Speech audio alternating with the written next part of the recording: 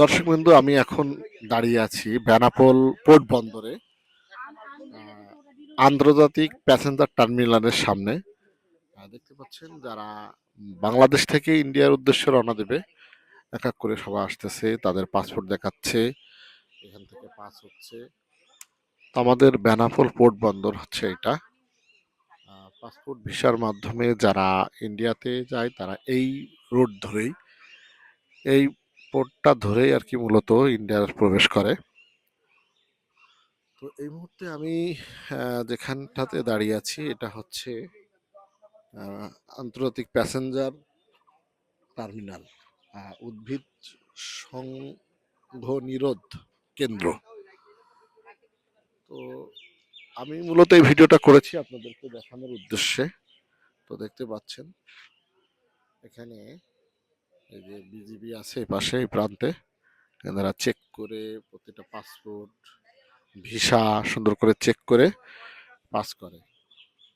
তো দেখুন আমি একটু জুম করে দেখানোর চেষ্টা করতেছি, অনেকে আসে যে সেলফি টেলফি তুলতেছে। এই যে দেখেন, এই যে যে গাছের ভিডিও করছিলাম দেখেন এখানে ওই ওই গাছগুলাই আর কি এখানেও আছে।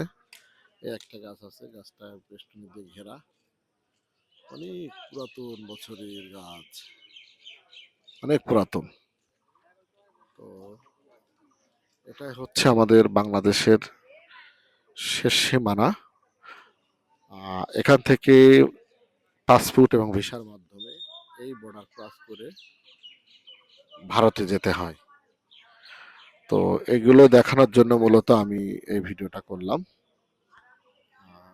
ওই পাশে দেখেন বিজিবি দাঁড়িয়ে আছে, এই বিএসএফ টহল দিচ্ছে, বিএসএফ ওই পাশে, আর এই পাশে আমাদের বিজিবি আছে।